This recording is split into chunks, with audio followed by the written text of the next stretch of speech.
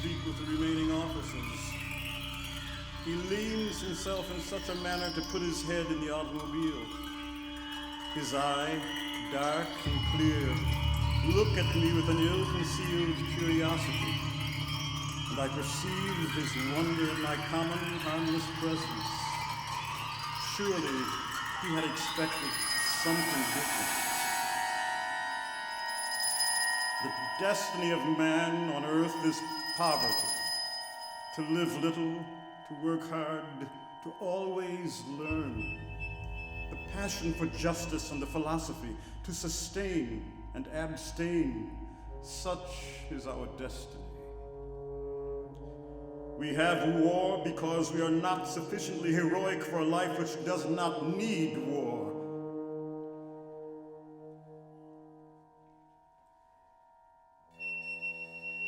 Oh, funny, humble, old little houses that I love.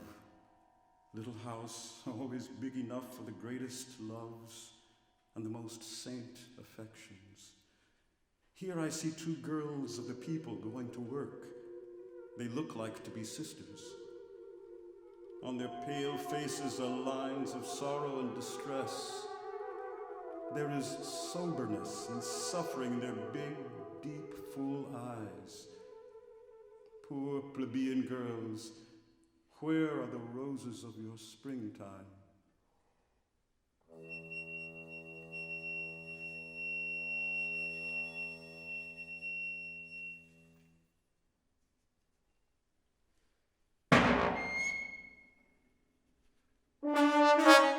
I remember a time in which the bosses used to spit on the feet of the work seekers. Then it was necessary to present oneself with unbuttoned shirts because they wanted to see what one was like. They wanted to see the hair on the chest.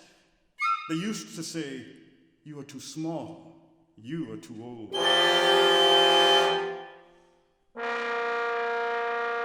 The fools are told by the deceiver that fire destroys. Fire purifies and represents life. It does not destroy.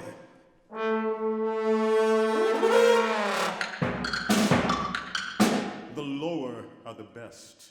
The unpolitical masses who make life possible are naturally well gifted, purely good in all that survived of them primordial. But they are dwarfed, brutalized, corrupted, cowardized by thousands of years of servilism, bestial toiling, sordidity, poverty, unspeakable suffering, ignorance. But in spite of all this shame, horror, and disgrace, they are the only ones who look to the stars and not to the mud. Nor are they guilty. Guilty is the church, the monarchy, the capitalism, the militarism, the bureaucracy, and demagogues and politicians.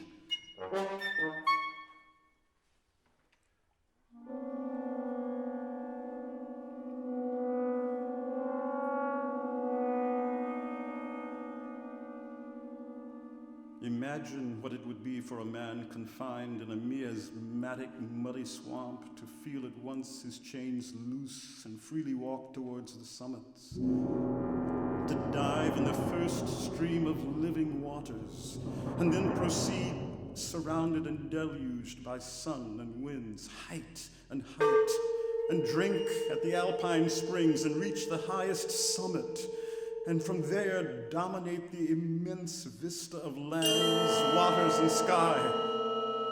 Oh, friend, the anarchism is as beauty as a woman for me, perhaps even more since it includes all the rest and me and her. Calm, serene, honest, natural, virile, muddy and celestial all at once. Austere, heroic, fearless, fatal, generous and implacable. All these and more it is.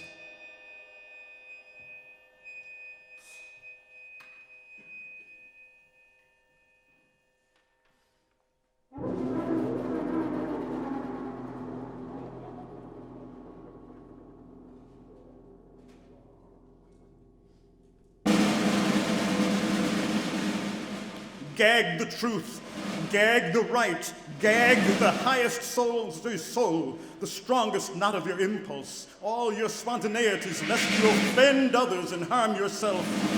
So many things were left unsaid and others fogged or maimed or veiled.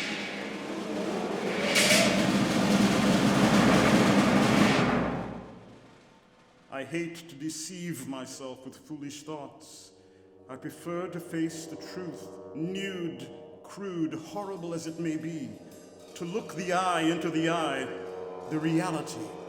Not to shrink from nor to fear the reality is my chosen rule. To think, but not to be crushed by the thoughts is what I like.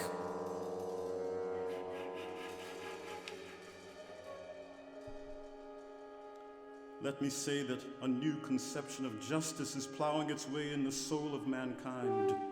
A justice that is centered on man as man. They are doing for us what once could only have been done for saints and kings. This is real progress. The dearest manifestation of nature to me is mankind with his miseries and proudness, his glories and his shames, his smallness and his grandeur. So you may understand what human solidarity means to me, especially now that I have lost all the material comforts. Had I renegated my principles after my arrest, I would not find myself now on the threshold of a death house.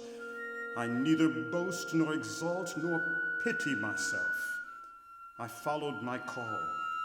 I have my conscience serene. I regret nothing except the unspeakable agony that my destiny causes to my most loved ones.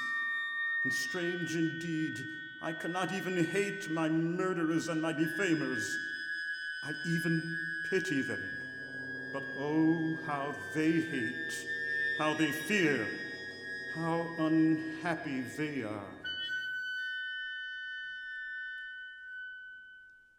It is supremely sweet to me, my consciousness of superiority or righteousness, to know that the future shall bow to me, the doomed, and curse my judges.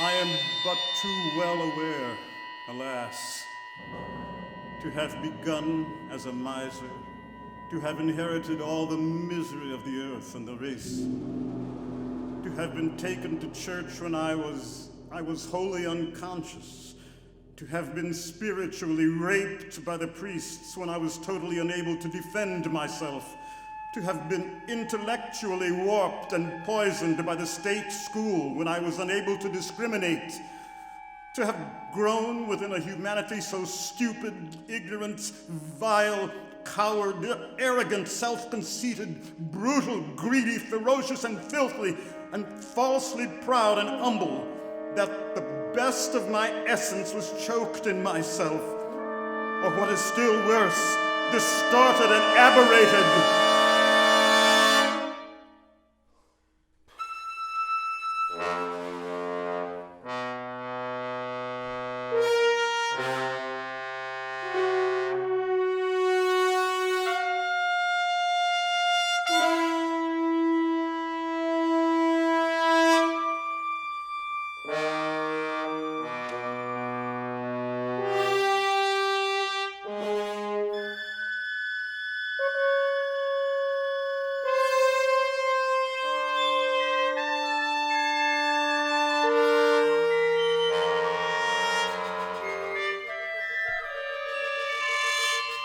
The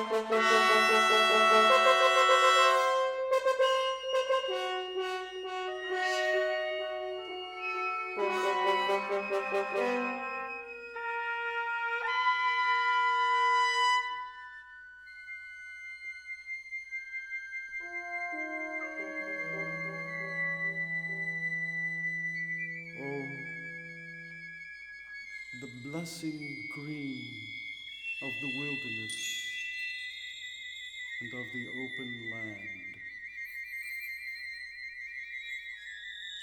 Oh, the blue vastness of the oceans, the fragrance of flowers, and the sweetness of the fruits.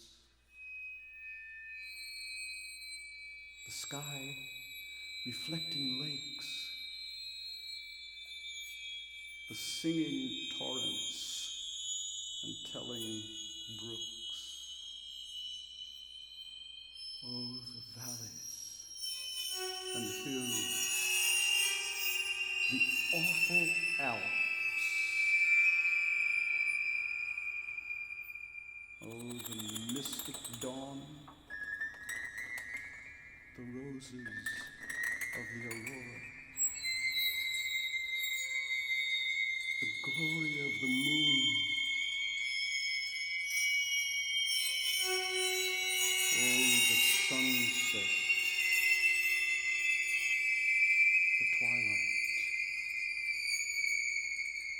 Oh, the supreme ecstasies, the mystery of the starry night. Heavenly creature of eternity.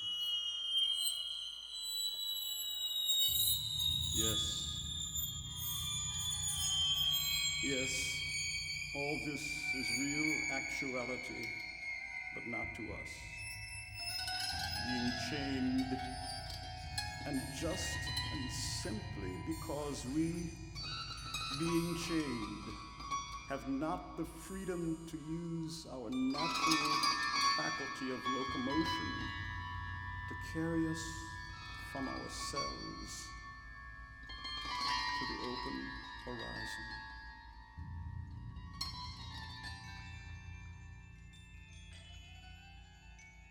Under the sun at daytime,